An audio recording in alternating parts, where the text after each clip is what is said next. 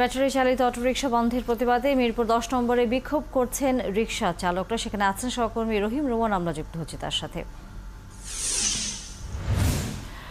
রুমন, সেখানে এই মুহূর্তে যে ঘটনা ঘটছে আপনি নিশ্চয়ই দেখছেন যে অটোরিকশা চালকরা নানা ধরনের দাবি নিয়ে সেখানে দাবি জানাচ্ছেন। কি ধরনের দাবি তারা বলছেন এবং এই অটোরিকশা বন্ধের ঘোষণা কি আগে থেকে দেওয়া ছিল নাকি হঠাৎ করে এই ধরনের সিদ্ধান্ত নিয়েছে প্রশাসন?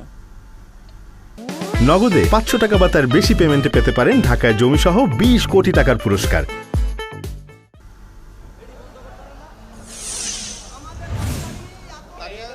কদিন আগে আসলে আপনি জানেন যে সড়ক পরিবহনের যে পরিবহন শৃঙ্খলার যে প্রথম সভা, সেই সভায় কিন্তু এই যে সিদ্ধান্ত সেটি হয়েছে, এটি বলা যায় যে একেবারেই হঠাৎ করেই যে সিদ্ধান্ত সেটি হঠাৎ করে হয়েছে বলেই কিন্তু রিক্সাওয়ালা যারা চালক আছেন তারা কিন্তু বলছেন।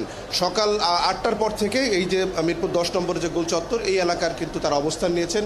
আমরা দেখছি বেশ কয়েকশো চালক কিন্তু এখানে উপস্থিত হয়েছেন, তারা কিন্তু এখানে বিক্ষোভ করছেন। আমরা দেখছি যে তাদের যে বিক্ষোভ, এই বিক্ষোভের কারণে তাদের দুই পাশের যে সড়ক, সেই সড়ক কিন্তু বন্ধ হয়ে গেছে। এই মুহূর্তে এখান দিয়ে কোনো রকমের যান চলাচল করতে আমরা দেখছি না। তারা একটু জানিয়ে রাখি যে সকাল থেকে যেই বিক্ষোভ কর্মসূচিতে তারা আছেন, এখানকার চালকরা বলছেন যে তাদের যে সিদ্ধান্ত হঠাৎ করে নেওয়া হয়েছে তার জন্য তারা কিন্তু প্রচণ্ড রকমের ক্ষতির মুখে পড়েছেন। তারা বলছেন যে প্রত্যেকেই কিন্তু যে অটোরিকশা চালান তাদের কিন্তু এই যে রিক্সা কিনতে কিন্তু বেশিরভাগ চালকদেরই কিন্তু বিভিন্ন ধরনের লোন নিয়ে তারা এই রিক্সাগুলো কিনেছেন। সেই লোন শোধ করা এবং তাদের যে সংসার চালানোর যে বিষয়, সেখানে কিন্তু তারা চরম রকমের বিপাকে পড়েছেন। আমরা এই মুহূর্তে কয়েকজন চালকের সাথেই কথা বলতে চাই। আপনারা কেন আজকে এই অবস্থানটি নিলেন? আপনাদের দাবি আসলে কি? আমি আমার ছোট বোন জামাইকে ৬২,০০০ টাকা কিস্তি নিয়ে অটো কিনে দিয়েছি। তো প্রতি শনিবারে আপনার ২,০০০ টাকা করে কিস্তি দিতে হয়। উনি প্রতিবন্ধী। এখন যদি অটো বন্ধ করে দেয়, উনি ২,০০০ টাকা কোত্থেকে দিবে? এত টাকা কোত্থেকে দিবে? এবং কি উনি ভিক্ষা করা ছাড়া কোনো কাজ নাই ওনার, উনি প্রতিবন্ধী। আমরা আরেকটি অভিযোগের কথা শুনছিলাম যে আপনাদের এই যে অটো বন্ধ করা হয়েছে, এই সুযোগে পুলিশের বিরুদ্ধে এক ধরনের কথা আমরা শুনছি যে আপনারা অভিযোগ করছেন। অভিযোগটা আসলে কি? গতকাল ২ দিন আগে আমার বাবার অটোটা ধরে নিয়ে গেছে, এই মাজার রোড ছেড়ে হসপিটাল ওখান থেকে নিয়ে দারুল সালাম থানায় নিয়ে গেছে। গতকালকে দুপুরে পরে যেতে বলছে, দুপুরে পরে আমার বাপে গেছে। যাওয়ার পরে দুপুরে পরে ব্যাটারিটা খুলে দিয়ে দিয়েছে, গাড়িটা তালা দারুসালাম থানায় তালা মেরে রেখে দিয়েছে। এখন গাড়ি যদি আমাদের স্যার না দেয়, গাড়ি ব্যাটারি ২টা দিয়ে দিলে তাও আমরা উপকৃত হতাম। তাহলে স্যার আমরা এখন কোথায় যাবো? কিরকমটা আমরা শুনছিলাম যে কয়েকজন বলছিলেন যে টাকা নেওয়া হচ্ছে, পুলিশ টাকা নিচ্ছে, গ্যারেজ থেকে আপনাদের রিক্সা নিয়ে আসা হচ্ছে বলে আপনারা কয়েকজন বলেছেন। বিষয়টা আসলে কেমন? বিষয়টা ভাই, কালকে রাত্রে আমাদের একটা গাড়ি সাড়াপাড়ার থেকে ধরছে, ধরার পরে রাত 11টার পরে অভিযান চালিয়ে আমাদের গ্যারেজের থেকে পর্যন্ত গাড়ি তুলে নিয়ে আসছে। তারা টাকা দাবি করছে, টাকা দিতে পারেনি, গাড়ি নিয়ে গেছে। যাওয়ার পরে ভাই এখনও আমাদের গাড়ি দেয় নাই, আমরা সেইভাবে আছি ভাই। আজকে 3 দিন আমরা কোনো গাড়ি ঘোড়া চালাইতে পারি না।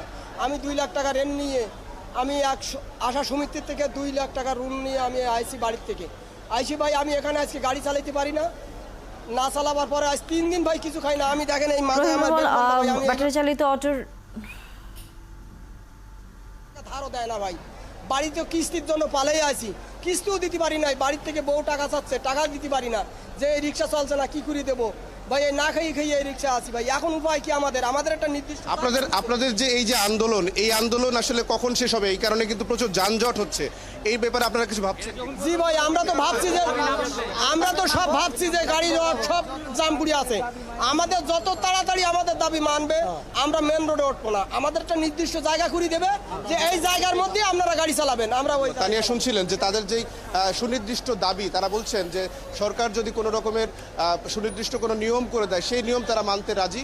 তবে তাদের যেই সিদ্ধান্ত নেওয়া হয়েছে, যেহেতু জীবিকার সাথে হচ্ছে সম্পর্কিত, তাই এটি হয়তো তারা বলছেন যে একেবারেই বন্ধ করে না দিয়ে সেটি যেন হচ্ছে কোনো নির্দিষ্ট কোনো এলাকায় যদি তৈরি করে দেওয়া হয় যেখানে তারা রিক্সাটি চালাতে পারবেন, তাহলে হয়তো বা কোনো সমস্যা হবে না।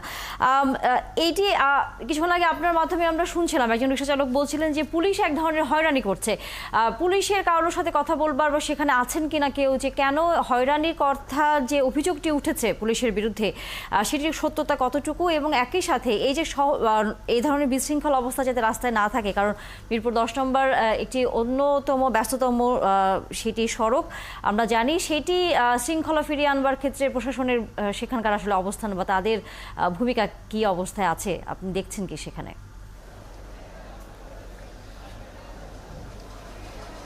তানিয়া, তাদের এই যে রিক্সা চালকদের যে বিক্ষোভ কর্মসূচি, এই কর্মসূচিকে কেন্দ্র করে আমরা আশপাশের এলাকায় আইন শৃঙ্খলা বাহিনীর অনেক বেশি উপস্থিতি এই পর্যন্ত দেখেছি, কথা বলবার সুযোগ এখনো হয়নি। তবে তানিয়া যেটি বলছিলেন যে রিক্সা চালকদের কিন্তু একটা সুনির্দিষ্ট অভিযোগ আছে। তারা বলছিলেন যে এই যে সিদ্ধান্ত নেওয়া হয়েছে, এই সিদ্ধান্তের পরে রিক্সা তারা বন্ধ রেখেছেন। বন্ধ রিক্সা রাতের আধারে কিন্তু গ্যারেজ থেকে নিয়ে আসার একটা অভিযোগ, বড় অভিযোগ কিন্তু তারা করেছেন, যে রাতের আধারে রিক্সা নিয়ে এসে সেটি জিম্মি করে তাদের কাছ থেকে টাকা আদায় করা হচ্ছে বলে এরকম কিন্তু অভিযোগ তারা করছেন। এটি কারা করছেন টাকা আদায়ের কথা যে বলছেন রহিম রুমন? তাদের অভিযোগ সুনির্দিষ্টভাবেই কিন্তু পুলিশের বিরুদ্ধে, তাদের যে অভিযোগ, প্রশাসনের বিরুদ্ধে এই ধরনের অভিযোগ করছেন অটো রিক্সা চালকের যারা চালক রয়েছেন সংশ্লিষ্ট তারা। আমরা নিশ্চয়ই আবারও ফিরব। অসংখ্য ধন্যবাদ রহিম রুমন।